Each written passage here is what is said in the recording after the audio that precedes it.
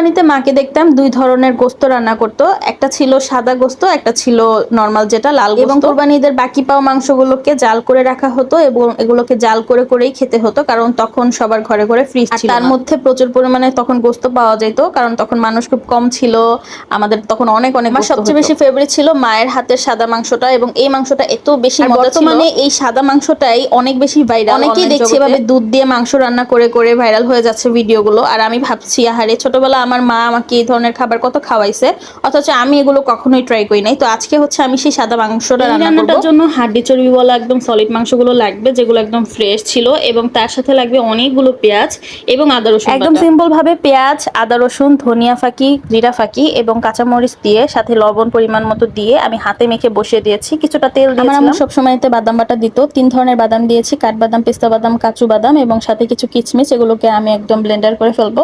আর এই সাদা কুরমাটায় এইসব বাদাম বাটা দিলে অনেক বেশি মজা লাগে। তো যাই হোক, এখানে হচ্ছে দুধ দিয়ে আমি মাংসটা রান্না করেছি। দুধ দিয়ে একদম সম্পূর্ণ রান্না করবেন, দেখবেন অনেক বেশি মজা হবে। আর সামান্য একটু চিনিও দিয়ে দিবেন, চিনি দিলে কিন্তু টেস্টটা খুব বেটার আসে। একটুখানি টমেটো সস দিবেন কালারের জন্য। তারপর হচ্ছে আমি এখানে বাদাম বাটাগুলো লাস্টে দিয়েছি, কারণ বাদাম বাটাটা যদি আপনি শুরুতে দেন এটা একটা তেতো তেতো ভাব আসবে। লাস্টে দিয়ে জাস্ট একটু কষিয়ে রাখবেন, দেখবেন অনেক মজা হবে। একদম মৃদু আছে, আস্তে ধীরে এটা রান্না করতে হয়, এবং করতে করতে যখন উপরে তেল ভেসে আসবে তখন আসলে রান্নাটা কমপ্লিট হবে। এবং এরই মধ্যে মাংসগুলো তুলতুলে যেন নরম হয়ে যায়, কারণ নরম হলে এই মাংসটার আসল স্বাদ পাওয়া যায়। লাস্টেতে আমি একটু লেবু দিয়ে দিয়েছি, লেবু দিলে টেস্টটা একটু ব্যালেন্স হয়, তবে এটা সম্পূর্ণ অপশনাল। আর আপনারা যদি টক দই ইউজ করেন তাহলে লেবুটা না দিলেও হবে। আর এই মাংসটা কিন্তু রুটি পরোটার সাথে খেতে এত বেশি মজা লাগে। ছোটবেলাতে আমি শুধু শুধু এগুলো খেতাম সারাদিন লাগিয়ে।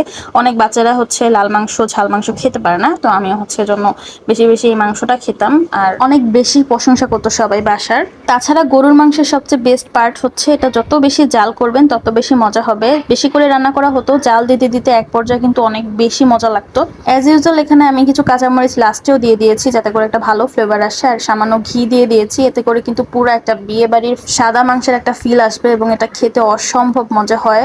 1 চামচের মতো কেওড়া জল দিয়ে দিয়েছি, এতে করে খুব সুন্দর একটা ফ্লেভার আসে। অ্যান্ড দেখেন লাস্টে যখন তেল ভেসে উঠেছে, এটা পুরো এক প্রকারের গরুর মাংসের রোস্ট বলেন, কোরমা বলেন, যাই বলেন, ওইটা হয়ে গেছে। আর এটা এত বেশি লোভনীয় লাগছিল, দেখতে মন চাচ্ছিল যে আমি এখান থেকে একদম ডাইরেক্ট নিয়ে খেয়ে ফেলি। গরম ভাতের সাথে বা পোলাওর সাথে অথবা পরোটার সাথে এই মাংসটা খেতে যে কি পরিমাণের মজা, লাস্টের ফাইনাল লুকটা দেখে আপনারা বুঝতেই পারছেন যে এটা কত পরিমাণের মজা হয়। আর আমি তো একদম রান্না করতে করতে এত বেশি মানে ভিতরে মশলা ঢুকায় ফেলছি, এটা এখন একদম জুসি টেন্ডার যাকে বলে ওই ধরনের হয়ে গেছে। প্রথমে হচ্ছে আমি একটু শুধু শুধু খাবো সেই ছোটবেলার মতো করে।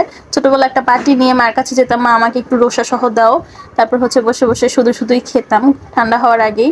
আর এখন হচ্ছে সেই কাজটা করেছি, যদিও এখন আর অত পরিমাণের মাংস খেতে পারি না, দাঁতের মধ্যে কেন যেন বেঁচে যায়, তাতে আমার একটু প্রবলেম। তারপর হচ্ছে ভাত দিয়ে এখন ট্রাই করতেছি, বাট আনফর্চুনেটলি আজকে বাসায় চিকন চালের ভাত রান্না করা হয়নি, মোটা চালের ভাত রান্না করছিলাম। ভাতটা যদি ঝরঝরে এবং চিকন চালের হতো আরও বেশি জমে যেত। তো যাই হোক, সব কিছুর পরেও আলহামদুলিল্লাহ।